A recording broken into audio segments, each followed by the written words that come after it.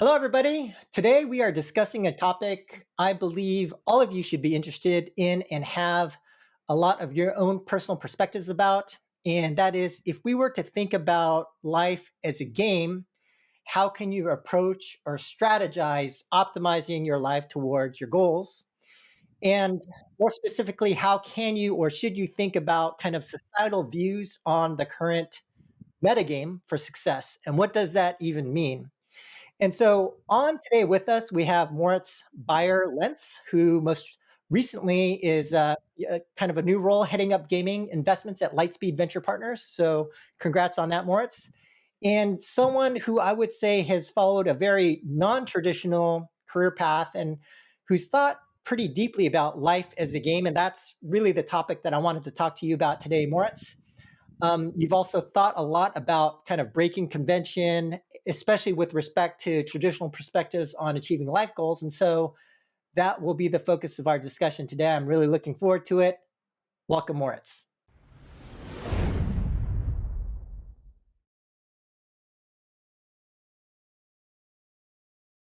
Thank you so much for having me.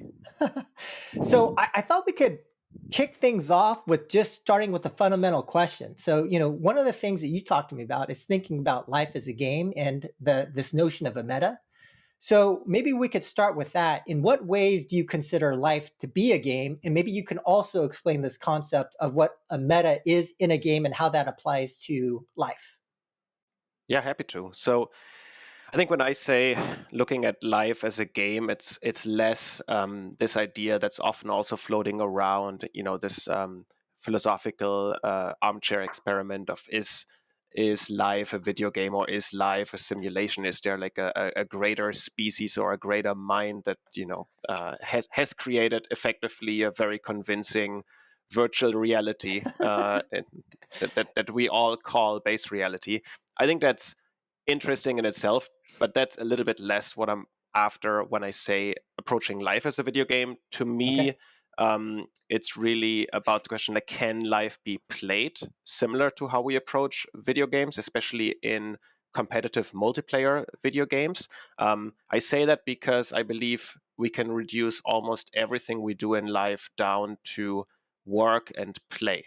And it's very easy to forget the play part. There's a lot of books written about this too, some even reaching back a few decades. Play effectively is a safe experimentation where failure has limited consequences. And you see that not only in humans, you see that in animals too, in monkeys, little monkeys that are running around, jumping around, seeing if they can make a certain leap or what happens when you throw a stone against this wall. And this is all important life lessons learned when it matters, which is work, which is for humans escaping the saber-toothed tiger, you kind of like want to know all the ins and outs of your body and what you can do and how you can react. And so I think even a lot of high performers are extremely good at work, but they're not often great at play. And I'm happy to tease out a little bit what that means. Go into the meta. I guess Yeah. by and large, the meta in a video game, or loosely defined, would be the summary of all the gameplay elements, systems, mechanics, core loops that are associated with making progress in a video game. And especially when we say breaking the meta, it typically means looking at the meta game as kind of like the efficiency frontier, like what's the best possible way to play a certain game that's often also perceived as the meta. And then if you want to play better than anyone else, oftentimes you have to proactively find a new meta. You have to push through that efficiency frontier. You have to break the game or break the meta and put everything together in a novel way, still within the same rules and the same frameworks that everyone obeys to. But I think that's where things get really interesting. And I think you can not only do that in video games, but also in life. Right. And so, Moritz, maybe I could try to re-articulate what you said just to make sure I fully understand what you're expressing. So it kind of, to some degree, when we talk about meta in a game, so a popular game like League of Legends, there's certain champions or certain combinations of champions that you can use or certain items that you can buy that are more optimal. And in a similar way, you can think about certain rules or systems in life. Like, for example, it used to be that, for a lot of immigrants, you want to go to college, you want to study math, you want to become a doctor, you want to become an engineer, and that's how you win. That's sort of like the meta. Is that a fair interpretation of how you're describing the meta for life, or Yeah, you I think just want to be that's right. Yeah, okay? so often, and I think what's important to know is that the what is the perceived meta is oftentimes not the truly optimal way of approaching something. So obviously, in the case of academia, for example, getting a college degree is certainly a good thing to do, but Right, oftentimes it's glorified as the only path or the best path forward, and those are things that I think one should challenge. If once there's group thinking, once there's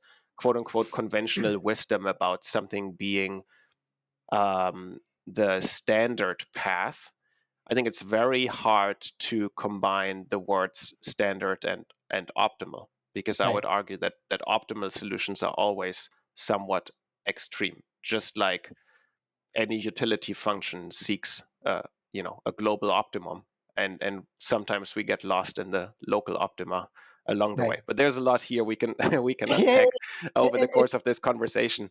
and maybe this is a good segue to talking about you, Moritz, in your background, because as I kind of alluded to during the intro, you haven't had like the traditional career path of, and I would consider you to be very successful. And so it'd be great to hear more about your background history and kind of, how you've interpreted the meta for your own life and how what you've done to break the meta.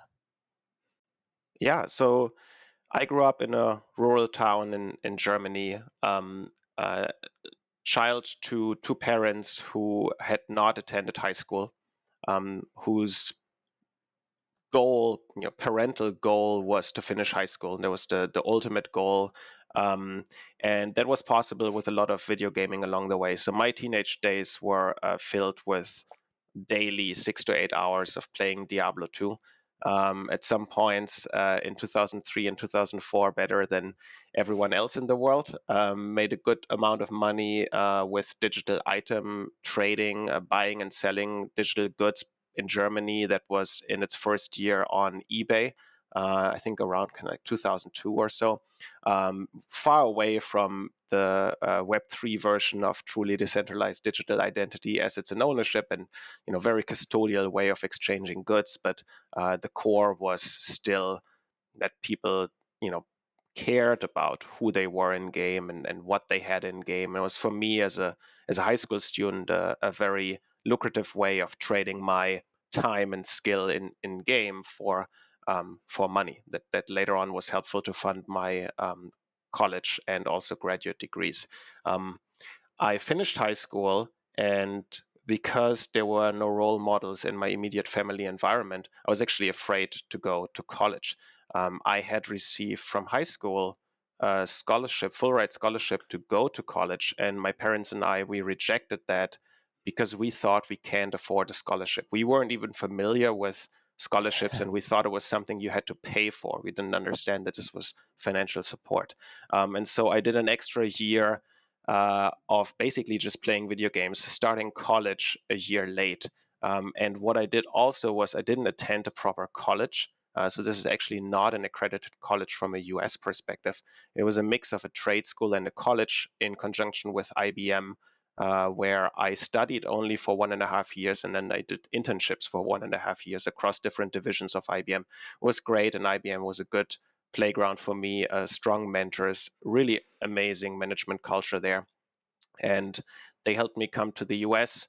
I studied with them together for 3 years and then also worked with IBM full time for 4 years, attended business school at Stanford in the US, and then out of Stanford joined Goldman, initially focused on tech. I looked at myself very much as a tech person. I'd studied computer science, worked with IBM. The gaming stuff had moved into the background, and I was hired to do tech M&A and IPOs, and I did that. There was some good early whoppers with Dell's acquisition of EMC. I think that's still the largest tech deal of all times. We advised IBM in the acquisition of Red Hat. working with IBM as a client, of course, was special for me given all the time spent there. But about a year and a half in at Goldman, I came back to gaming, and I looked at gaming, which was a $150 billion industry at the time, and I was surprised that it didn't receive dedicated coverage focus internally at Goldman, but also really not at any other investment bank, no other consulting company at the time.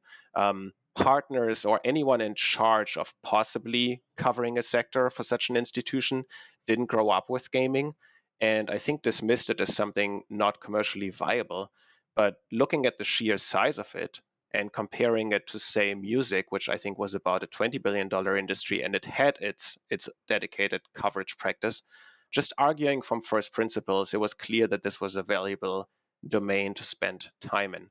And so even, early as a senior associate, I raised my hand and started that gaming practice for Goldman, and it was a lucky moment for me, an amazing 4 years with immediately relevant commercial contributions, gaming M&A and IPOs. The same gaming practice advised on the Unity IPO, Roblox IPO, and after I left, on the acquisition of, well, probably acquisition of Activision by Microsoft and Take-Two Zynga deal. And I did that for 5 years, left Goldman, and then over the last 2.5 years worked with Bitcraft, gaming specialized VC firm. Was one of the first specialists, gaming specialists, really in venture capital, all with the goal of funding emerging game studios, platforms, and tech companies like Lila Games, of course, honorable mention here, and did that for 3 years. It was an amazing platform. Really thankful for the time there, and then most recently, very grateful to Lightspeed for that offer to join them and build out a gaming practice for their firm. So I think that's thanks so much for the kind of overview of your career. And I was thinking like maybe a couple things that we could talk about in terms of your own career, and maybe if you were to think about the current meta for success that a lot of other people think about, what do you think that is? Because it does seem like right now we might be at a point where the world is starting to change, right? Like, for example, there's so much student debt, and like this path towards college and that the traditional conventional thinking around going to college and then going to business school or things of that nature. Like, how do you think about the current meta for that people are being advised to be successful in life today, and how do you think they should think about breaking the meta in the context that you're thinking about it?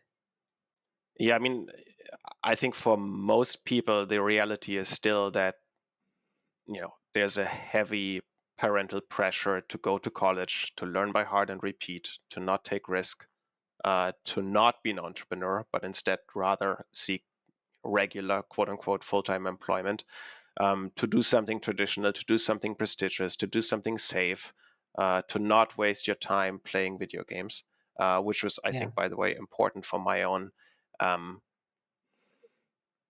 cognitive development, of even just thinking about a lot of these concepts that we'll get to. But I think a lot of them for me really come from my competitive video gaming time. And so at the same time, the irony is I did actually a lot of traditional things in my Mhm. life. I mean, going to business school in the United States. Um, Joining Goldman in investment banking, but the path there was always extremely non-traditional and trying to figure things out, especially after not having a proper college degree. Mhm. Really, just trying to weasel your way through, almost. And yeah, I think the most important part in my own path was to always look at life from a very blank slate. There's so many things you can do. And there are actually an incredible amount of things that one can do if you really set your focus and mind to it. And that's oftentimes so much more and so much more interesting stuff than what most people do or what your friends do. Because my friends certainly didn't just go to the United States by themselves. None of the people I grew up with applied to, any of those schools or any of those employers. So it was really an act of similar to actually starting the gaming practice at Goldman, to just looking what's out there, looking what's interesting, trying to argue as much as possible from first principles, and then figuring out systems and pathways to get there, go Yeah, deeper. so I actually think like a couple of interesting points on that is that one of the things that it seemed like you did was you were able to take something that you were passionate about, which is gaming, and at that time, for a lot of the younger folks who today believe that, oh yeah, obviously video gaming is so big and a lot of people have careers and make money from it. But back in those days, it wasn't that clear cut, right? It was just like a lot of parents, the conventional thinking at that time was that wasting your time playing video games was essentially a waste of time. So I think that is an interesting aspect of your background where you were able to take something that you were passionate about and parlay that into part of what you were doing, whether it's from your work at Goldman Sachs or what you're doing today. And I think that I guess it'd be um, it would be I don't know if it's good advice to tell people to invest in their passions or to invest in something that's not proven today, but I do think that this kind of has to do with, for example, the Peter Thiel concept of knowing a secret, right? That if you are aware of something before it happens, or you're aware of an insight, kind of like Mr. Beast in the early days of YouTube, or you with gaming before it became big, that those are often the times where you can have bigger opportunities and you can leverage big industries that have yet to kind of be the conventional wisdom. But I was wondering if you could talk a little bit about that, and then also this concept of which I think is related, is your notion of play as a type of experimentation, because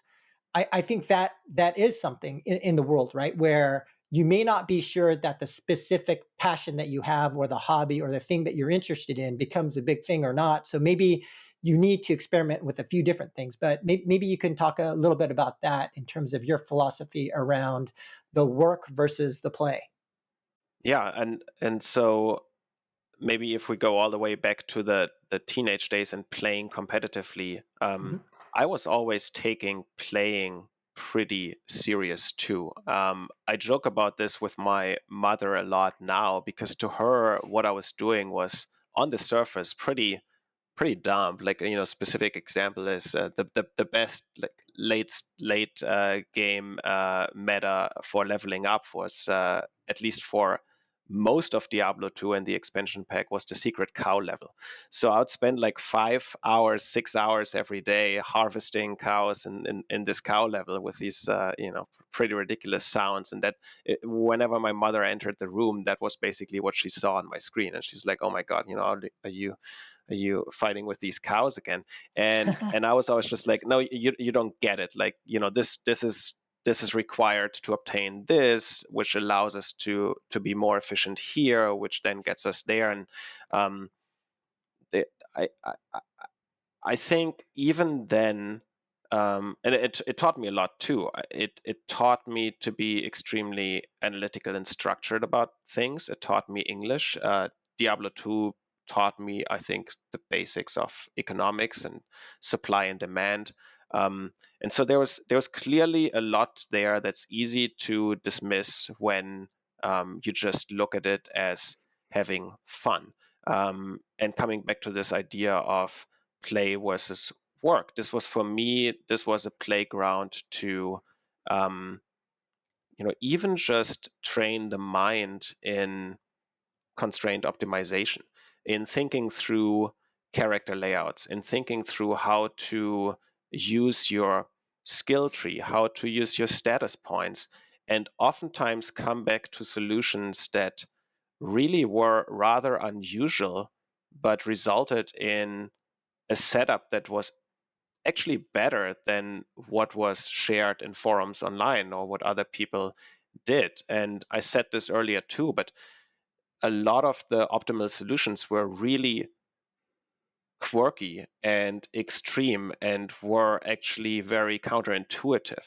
The best way to spend your status points across strength, dexterity, vitality, and energy was usually to put them all in vitality and not a single point in anything else. And that's probably not how most people played the game.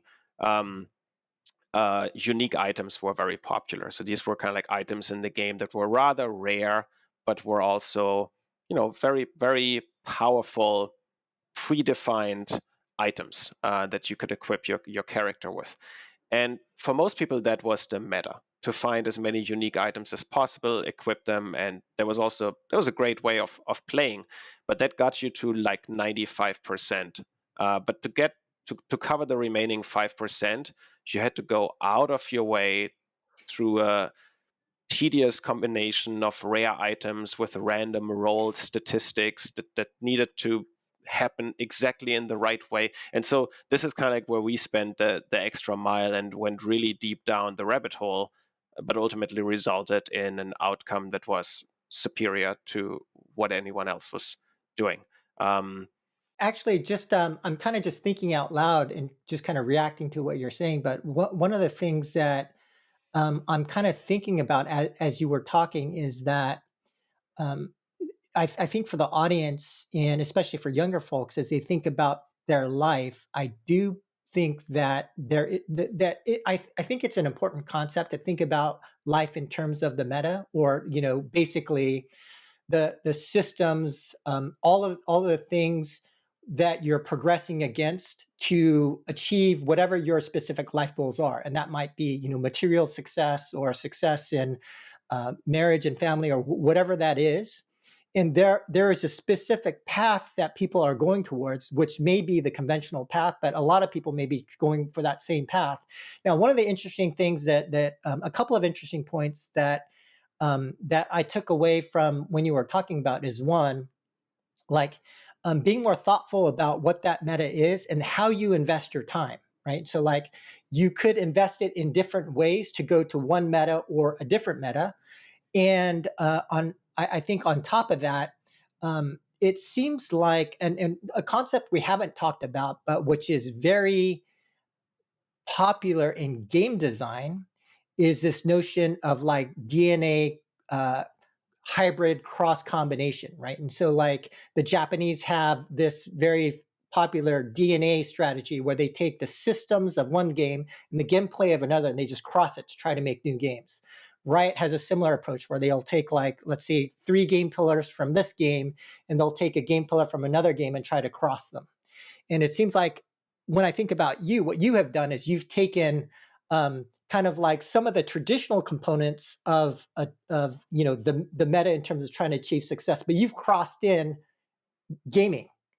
And so I feel like the last point there that I felt was interesting is, like, by by following your notion of play, you're able to, like, experiment with different things that where, you don't have to necessarily choose a completely new meta for your life, but you could try to experiment with different things that you're interested in and then try to cross combine them into what would then become a newer meta.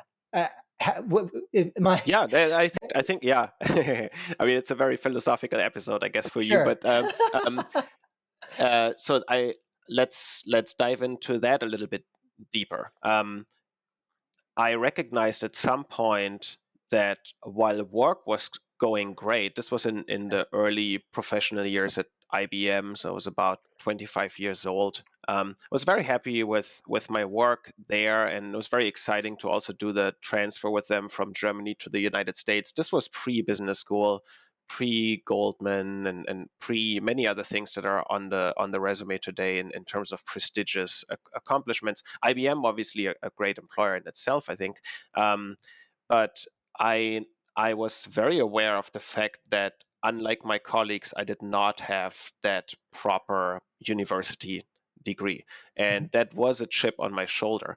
And so I went into my, yeah, play mode, problem solving mode, creative mode, to figure out, um, how can I fix this? How can I effectively cover that part of the skill tree if you want so. And I was doing early research on universities that offered online courses and non-degree programs, and it was really not common back then. There were a handful, and there was one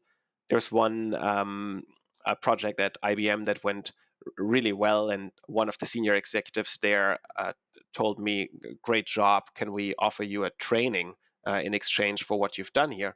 And very audaciously, I said, "Yes, I would love to study at Harvard." Because I had researched these programs, and to me, that was the North Star of proper academic education. And they said, no problem. And I think this was because IBM was a big executive education client back then. And so, they placed me directly with professors at Harvard. This was technically my first university education, and I loved it. I took classes in machine learning and quantitative economics. And that was also the point where I said to myself, I would love to, um, you know, continue studying at a great university in the United States. For me, that was the MBA. And I basically applied to Stanford, Harvard, Wharton, and MIT without a college degree, which at least online was quoted as a necessary requirement to even be eligible to attend school. All of these schools used the US system that was, I think, US higher education overarching with drop down menus where I had to select Germany and then Berlin, and I was looking for my school in Berlin, and it offered me 25 choices for all the Berlin universities. Mine wasn't even listed, which meant that no one ever from my school had ever applied to any US higher education institution ever. And I still just then my mind goes, okay, so how can I then prove intellectual vitality? And went all in on the standardized tests and wrote an extra letter that explained the special situation with the college. Just literally don't accept no and continue to argue from first principles that really what they're looking for is just, are you smart, and are there other ways to prove that if you don't have that specific college degree? During the MBA, most people do one internship. I split my summer between two, Goldman and McKinsey, which was an intense summer. And this was kind of like my years of credentials hunting par excellence, I guess. I'm through that phase, but I'm very open about it. And did another third internship with the White House and just crammed in as much as possible. The White House, again, I was ineligible to work for because you can only work for the White House when you're a US citizen, which I wasn't. And I understood that by the time I even put that idea in my head, and it didn't stop me from just sitting down with classmates, alumni, and trying to figure out whether there was a way to make this happen. And ultimately there was. It took actually only, I think, 10, 20 hours or so of focus before a very interesting project and internship came to fruition.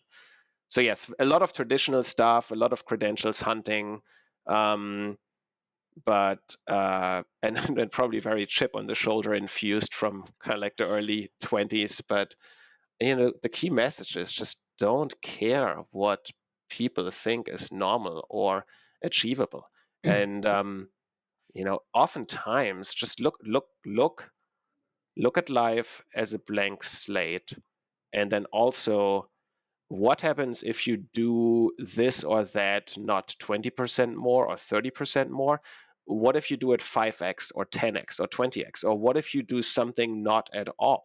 Like what actually breaks, and what can you do with that extra time and extra focus? I love to do that, and I kind of like reassess that constantly. Right. And it to some degree, it seems like the way that you were approaching your career in life is almost like a game. Like these are quest objectives. Get McKinsey, get into Stanford Business School, try to do something at Harvard. And it seems like even though you're kind of like viewing it as trying to achieve these specific quests or missions. But is that how you were thinking about some of this stuff, or?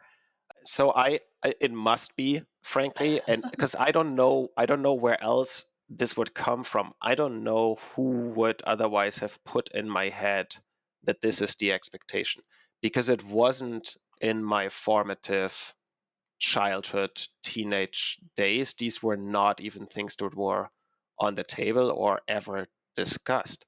I really think the first time I met someone who had an MBA, I was already 23, 24 years old.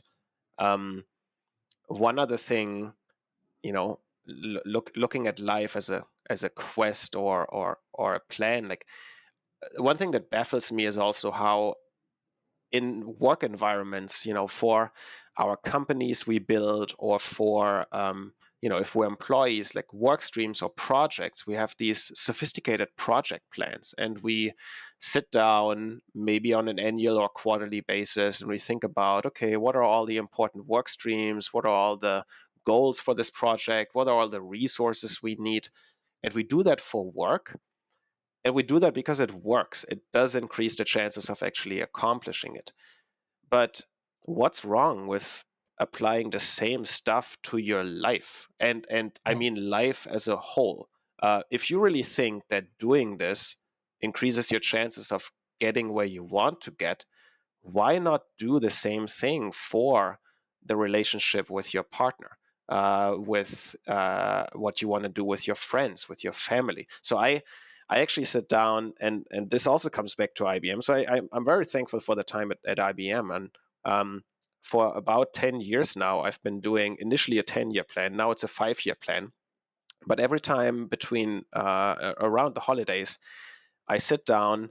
It's a one pager, and I now look at 9 dimensions.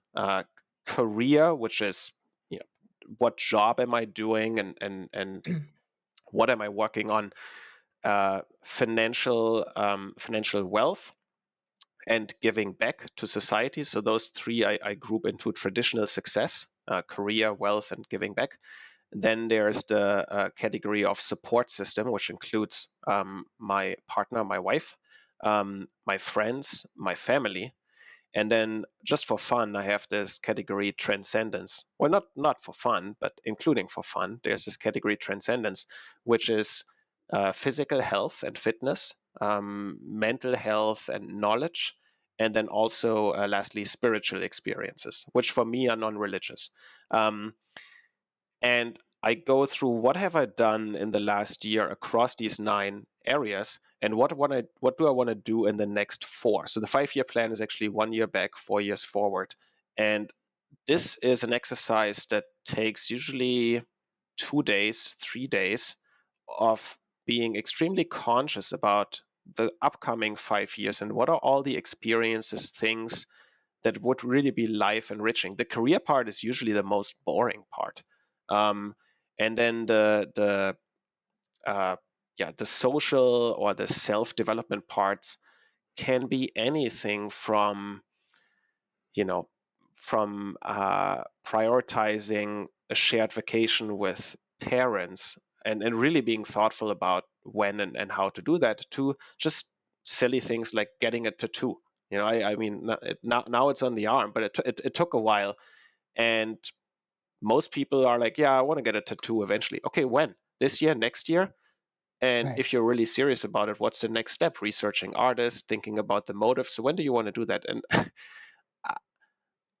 to me, that's so obvious that you should approach life like that. And I I know that I'm probably one of the few who do. But I don't know what you think about that. If you think Yeah, it's and just crazy, just so I understand, yeah. so it's a 5-year plan. You look 1 year back, you look 4 years forward, and then across those 9 categories, do you rate? Do you grade yourself in them, or do you just come up with different initiatives? Like in financial, you're going to do these things. In like in your spiritual experiences, you're going to do certain things at certain points in time. Is that how you're doing it? And Yeah, I please, do please give me both. some examples Yeah, of yeah. your spiritual experiences. Yeah, yeah. I'm not sure if we can discuss all of them on a podcast that's publicly broadcasted, so people can fill in with their imagination. I do actually grade myself with a Okay. traffic lighting, red, yellow, Ah, and green on yep. all of these 9. So very, very high level. And then most of this page, this one pager, you can really look at as almost like a Gantt chart, like a project plan, where Mhm. let's take the example of physical fitness. Like what are the things? What are training regimes? What are nutrition, alcohol consumption or lack thereof? Um, Sports activities, maybe competitive activities that I want to solve for over the frame of the next 4 years. And how does that relate also to the past? The interesting thing of doing this over 10 years is you kind of like see how this rolls forward. Sometimes it's also super interesting how even categories evolve, because I have only had these 9 dimensions for maybe 5 years. If you look at the first, back then, 10-year plan that I did, it had 2 lanes: work and studies. And the family wasn't in there, and friends wasn't in there, and mental health and physical health and spiritual experiences all wasn't in there. And so it's even in that, retrospectively, there's a lot of interesting reason, I think, to do this at least somewhat on a regular basis. And it really doesn't take a lot of time. And the brainstorming that it brings in itself, I think, is very interesting. And naturally, you will transfer things into your consciousness just by having this plan and writing it down. It massively Right. increases your chance of doing it, independent from how good of an executor or how disciplined or diligent of a person you are. I translate most of this into a little to-do system. I use Todoist, super simple setup, like nothing crazy. It's a one page for planning, and then it's kind of like, I don't know, 50 to-dos that come out of it at various points over the next 4 years. It's not like I'm looking at 17 things that I need to do today. Right. And it does seem like this does tie back to your gaming background because if you think about it, it's this is essentially you having created your own quest system for your life, right? You're you're building different missions that you need to do in your life. So I thought that's kind of interesting. But are there any can you give us some specific examples of some of the more interesting initiatives that you've accomplished? Yeah, because like people might also be watching this and saying, "Oh, it's very easy to say you should figure out a way to study at Stanford. You should figure out a way to work at Goldman." These are obviously hard things to do, and I guess I'm grateful for having a certain affinity to accomplishing certain things, and people have different strengths. But to show that this system works in so many areas for so many people, um, I've used the same setup or base thinking to also experiment a lot on what can I do in terms of challenging myself physically. And I'm not an athlete. I don't have the body or genetic predisposition to outperform in sports. I was chubby for most of my teenage days. Well, playing video games excessively didn't exactly help with that. I took a DNA test, and I have a very high predisposition to overweight. So there's no giftedness, anything on the physical side. So this is mostly discipline and mental strength.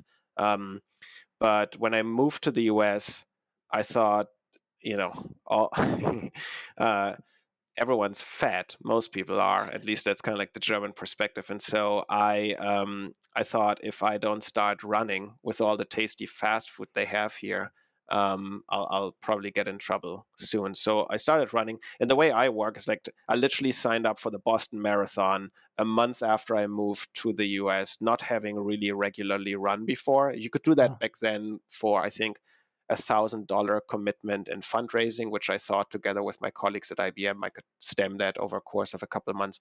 But there was it was basically commit and deliver. That's also a framework for me that I use a lot. Just commit to something and then figure out the path in between.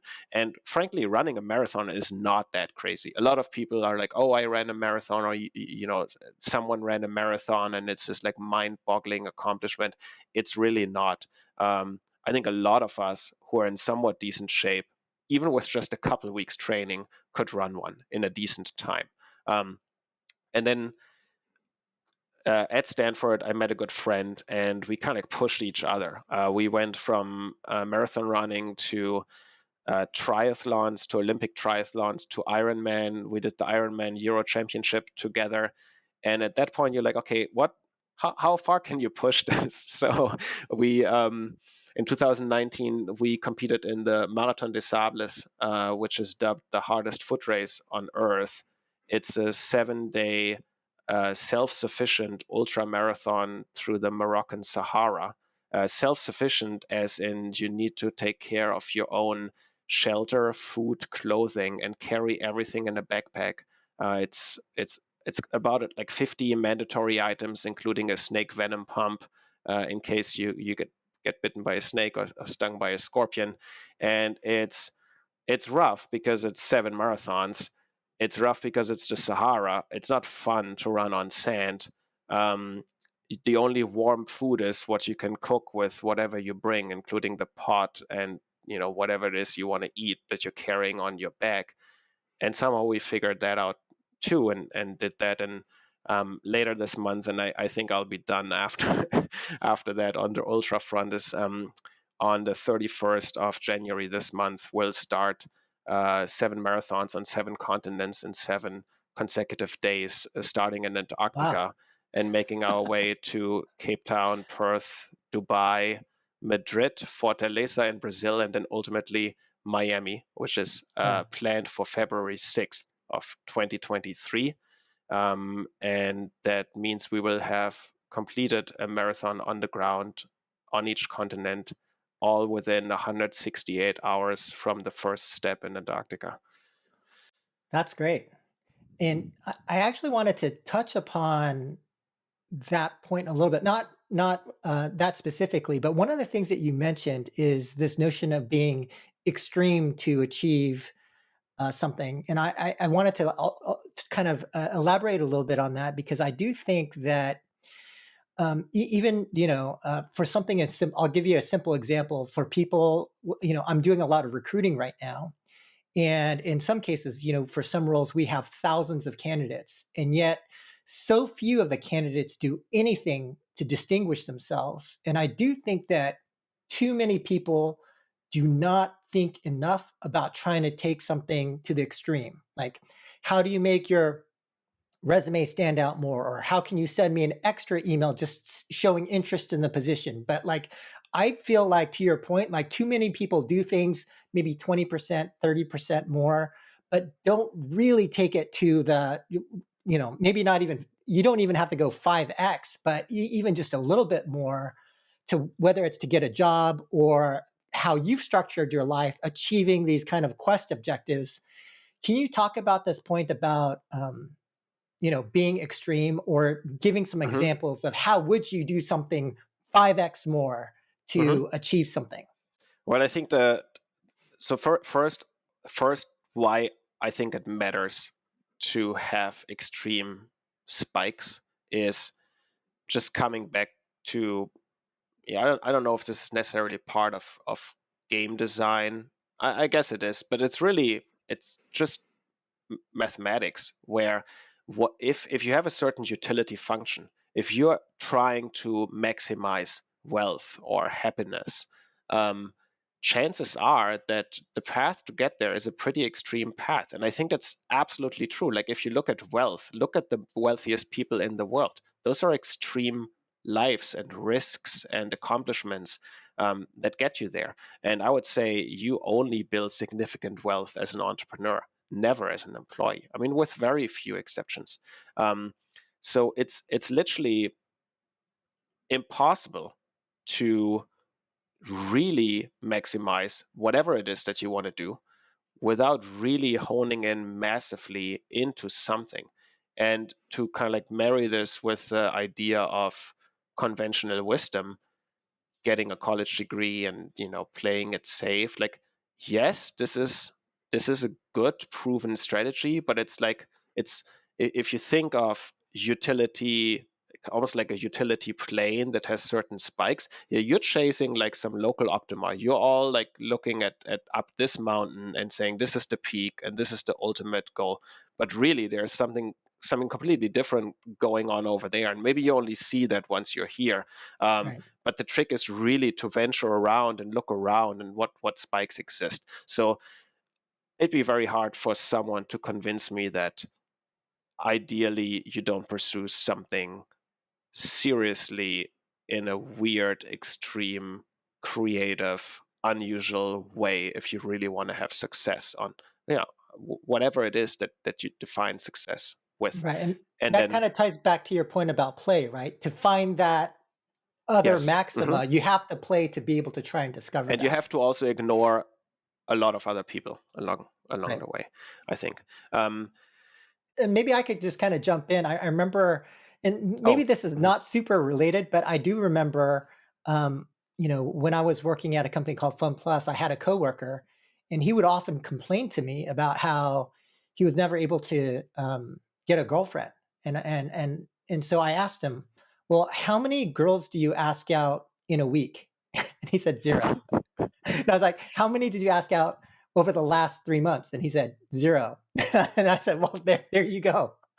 And so I think a case of extremism for him would be, well, just ask out 100 girls a week, and then then you can complain. But until you've tried that, you know what I'm saying? or think about who it is.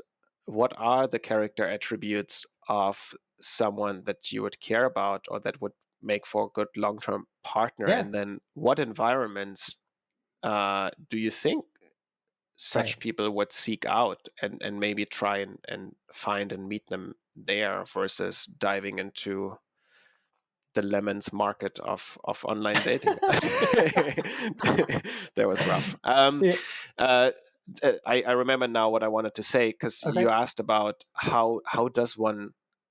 Okay, it's great. Now, let's say we accept the notion that pursuing extreme things is Mhm. beneficial by and large. Then how does one do that? I think the most important thing is to actually have something that you enjoy. Like I do recognize that I have at least had this joy of trying to questing my way through life and pursuing all of that like apart from the things that brought me, the mere challenge and the mere pursuit to what was interesting to me.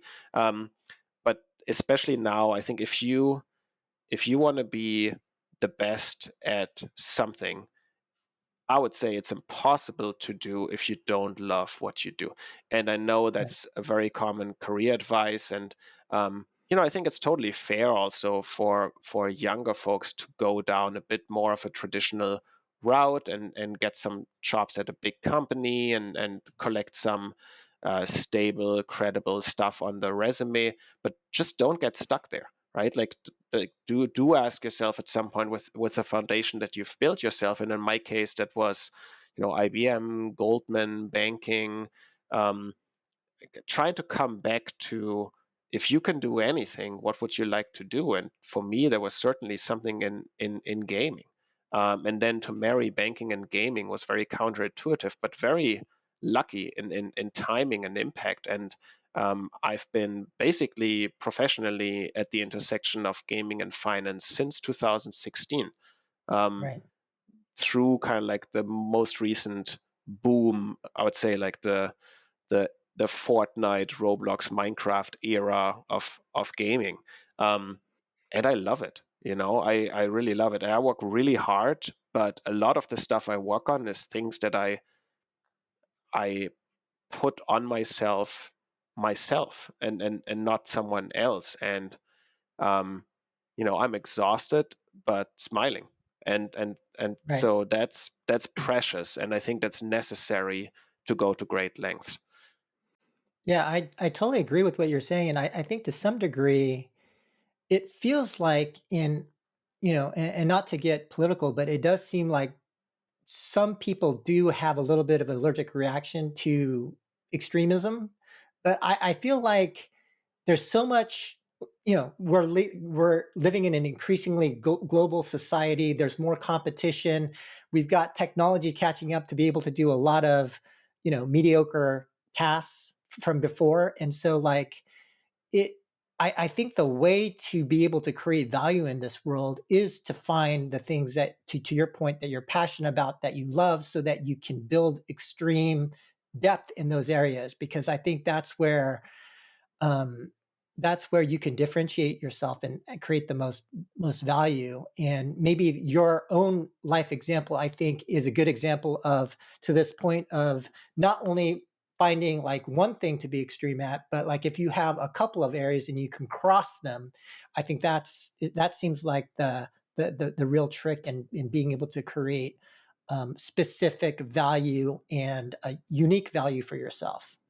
Yeah, and I don't think extreme should be mistaken with aggressive or Sure. thoughtless. Quite the opposite, actually. Yeah. Um, and also one important point is that what drives you or your own goal, or even from a societal perspective, like the meta, we talk about, use the college degree example a lot, and now it's maybe shifting to something else. There's a whole creator economy Mhm. emerging, and that's a viable kind of like single entrepreneur career for many young people. That's constantly changing. Similar, by the way, to video games. I love playing Rocket League, and it's just fun to see how even the meta in a game that's 7 years old now constantly still changes. You look at the World Championships, the early RLCS championships in Rocket League, and many of the same players were the best back then who are still playing today, and top point whatever percentile ranks. And you look at them play in 2016, 17, and my toxic trait is thinking like I could beat those guys. Maybe today, knowing everything we know about Rocket League, but then you see them evolve over time, and we're learning new things about this game, even though the mechanics and the physics have not changed at all, right? Like flip resets over the last few years, and then most recently, I guess really in the last 12 months, like wall dashes, for example. And that's, if you don't know how to do those, you're not close to pro. But if you look 5 years ago, no one was doing it. And it's not because the game changed, it's just because no one had figured it out, and no one had trained and trained it to perfection and moved it into muscle memory. But now it's table stakes. Okay, great. I thought we could end the conversation with a final question from me to you about this next phase. And so, you're now at Lightspeed. Um, you know, I, heading gaming investments. I presume maybe you could tell us a little bit more about specifically what you'll be doing, and also just interest like how that impacts your life, and does that impact how you're viewing your kind of life's metagame at all, or how are you viewing that? And then what? Yeah, maybe a little bit more context in terms of like the role and why you decided to do this. Yeah, so um, I've been working in gaming VC since early 2020 now. Effectively, the job is to find emerging companies, and really, in most cases, entrepreneurs that have an interesting perspective on what can be built, either as a game or as a platform or as a technology. Technology can be a bunch of things, that can go from blockchain infrastructure to coming up with a novel game engine, novel forms of 3D creation, whether that be photogrammetry or volumetric video or procedurally generated, which is a big topic right now. So and any interesting ideas in these domains usually need capital, and historically, at least in gaming, this capital was provided by specialists. One of the early specialists in that field was Bitcraft, where I spent the last 2.5 years. And Lightspeed, among just really one handful of others, I would say, were among the generalist VC firms, the larger VC firms that span across of topics, including gaming, that were also looking at gaming, but maybe with a handful of investments per year max. Lightspeed's been around for about 20 years, managing about $20 billion in capital that can stretch all the way from the seed stage to the pre-IPO and investment. And I think it's super exciting that a firm of that statute with amazing investors and colleagues takes a chance in building a practice around this idea that gaming is really the future of media, or as it stands, the largest media category actually. So we'll be having a series of events and announcements in Q1 around this effort. But yeah, the other thing that's exciting about Lightspeed is it's not a firm that's exclusively focused in the US. They have offices across Europe, Israel, India, Southeast Asia, and so this is for us very much also a belief that new ideas and new talent is globally distributed, and today has the access to tools, to knowledge, that most likely in the next wave of innovation doesn't come out of the historical epicenters of Silicon Valley, but really can happen anywhere. And I know that's something that's probably also very deeply integrated in your hypothesis of success. Now, actually, I do have one final question beyond this, which is you have been hosting pretty epic parties, game dev parties at your place in Santa Monica. Is that going to continue, or is that all over? I think they might be even more epic, and I'll make a note right now to send you an invite for Please something do. we're planning Please in do. March. So Awesome. All right, cool. Well, Moritz, thank you so much for your time, insights. I thought this conversation about thinking about life as a game and in terms of the meta was really fascinating, and definitely appreciate your time and insights. Thanks, Moritz. thank you.